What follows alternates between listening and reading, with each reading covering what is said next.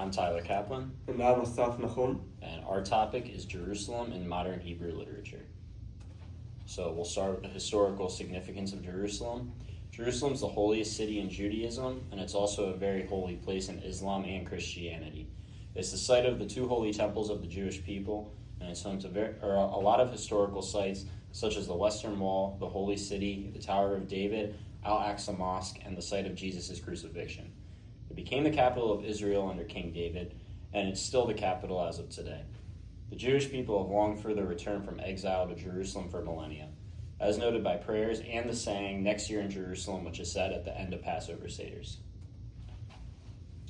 As for Jerusalem in modern Hebrew literature, as the most important place for the Jewish people and the capital of ancient and modern Israel, many songs, poems, books, and films were written about Jerusalem. In this presentation, we will talk about the historical significance of Jerusalem. We will speak about native Jerusalem authors who write about Jerusalem from their own point of view and about their own experiences in the city. We will look into the most famous modern piece of literature, Jerusalem of Gold, written by who is considered to be Israel's national poet, Naomi Shemer. We will finish the presentation with a collection of stories from one of Israel's greatest authors, Yehuda Amichai, and a novel and a TV series about modern Jerusalem. The first author is David Shachar. Shachar was born in Jerusalem, being the fifth generation of a Jerusalemite family. He studied in the Hebrew University and won many prizes in his career as an author, such as the Bialik Prize, the Jerusalem Prize, and the President's Prize for Literature.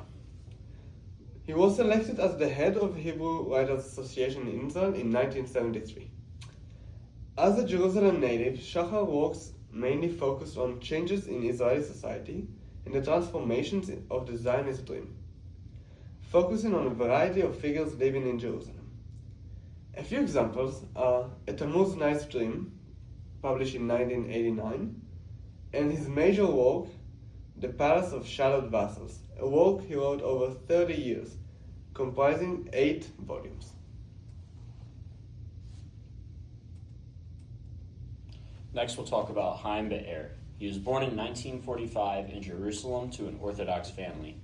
After his army service, he joined Am Oved Publishing House in Tel Aviv, and he eventually became a member of the editorial board there. He wrote a column for the Daily Devar and taught Hebrew literature at Ben Gurion University of the Negev. He has been awarded many literary awards, including the Bialik Prize, the Prime Minister's Prize, twice, and his first novel is included in the greatest works of modern Jewish literature. Be'er's notable works include Nozot, which translates to feathers and was published in 1979, Et HaZamir, which translates to the time of trimming and was published in 1987, Havalim, the pure element of time, which was published in 1998, and a collection of poems called Shui Yom Yom, which translates roughly to daily entertainment and was published in 1970. He also published a study of the relationship between the famous Hebrew writers Bialik, Brenner, and Egnon. His first novel, Nozot, is set in Jerusalem and tells the story of a young boy growing up who eventually joins a military burial squad during the Yom Kippur War. The next author we're going to talk about is Naomi Shemer. Naomi Shemer was born in 1930 in Kibutzat Kideret, where both her parents had settled after immigrating from Vilna, the capital of Lithuania.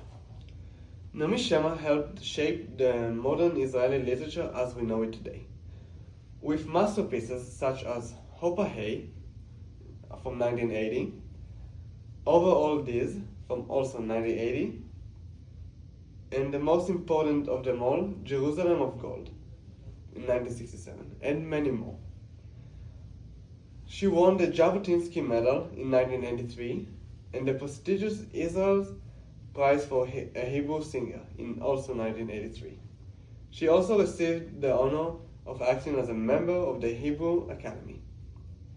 Naomi Shemer's legacy continues on as her songs and poems are still being played in every single school in Israel, and her work is appreciated by all.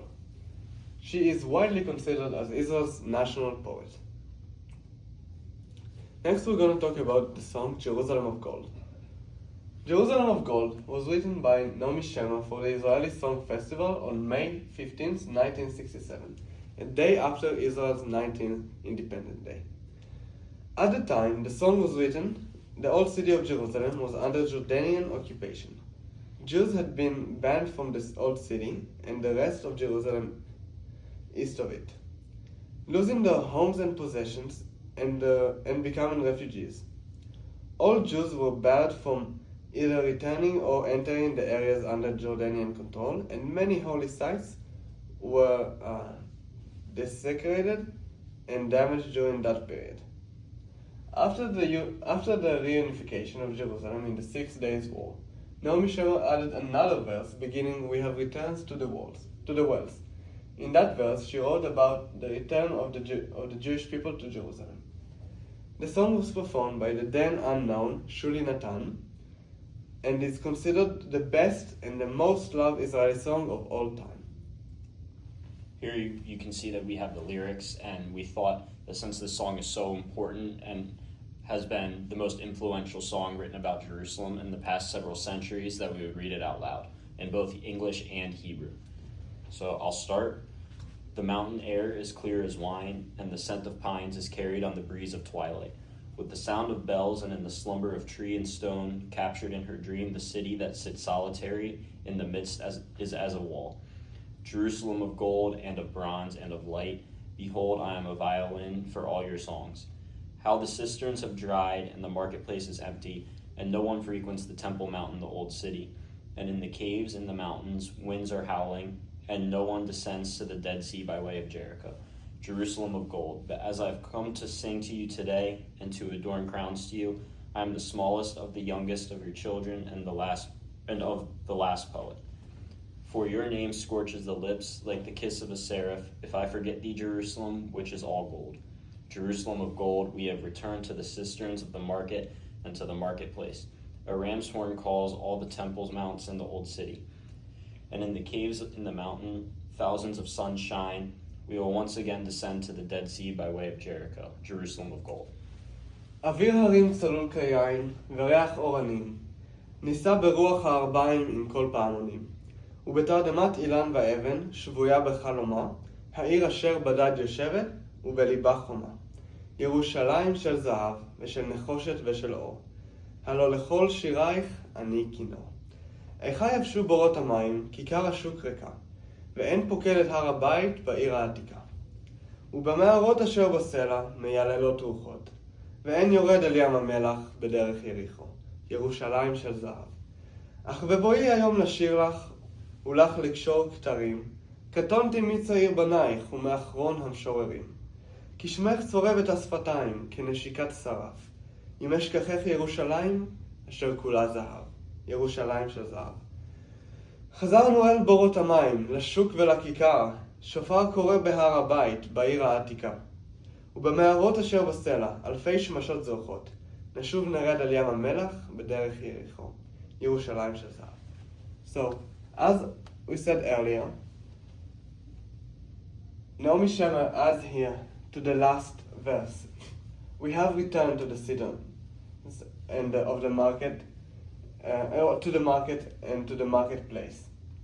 And the caves in the mountain, thousand suns shine, and will once again descend to the Dead Sea by the way of Jericho.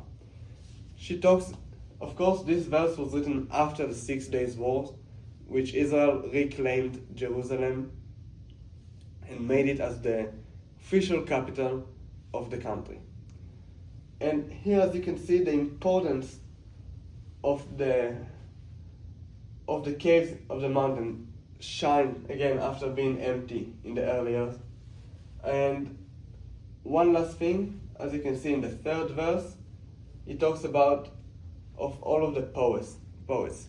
Jerusalem is known to be a very poetic city with a lot of poets coming from the city, as the ones we've mentioned before, and many, many, many more. Next, we're going to talk about Poems of Jerusalem by Yehuda Amichai. Poems of Jerusalem is a collection of more than 30 poems written by one of Israel's most beloved poets. Amichai's poems present a variety of themes, including blending history with the present day, war and the peacetime in the city, the religious significance of the city, and how it is perceived by outsiders, and many other themes.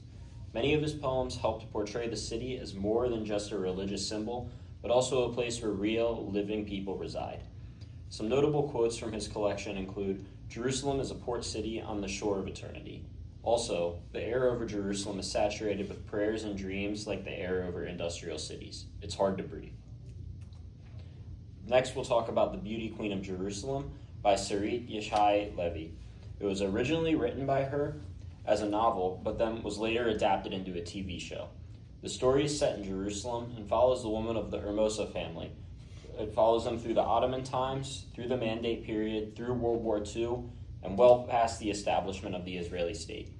The Beauty Queen of Jerusalem follows generations of incredible women as they fight through the struggles in their lives through times of dramatic change in Jerusalem through the wars. Both the book and the TV show were successful due to its appeal to women and its unique portrayal and deep connection to Jerusalem. In conclusion, due to its importance in Judaism and general history, the city of Jerusalem has been prevalent in modern Hebrew literature. The city has been home and birthplace of many renowned Israeli writers, including David Shahar, Haim Be'er, and many others. It is the setting of many stories, such as The Beauty Queen of Jerusalem, and reference in others, including Yehuda Amichai's many poems. Jerusalem has been at the focal point of history for millennia and an influence on modern Hebrew literature since its inception, and will continue to remain prevalent until the end of days. Here's our works cited page. Thank you very much. That's the end of the presentation.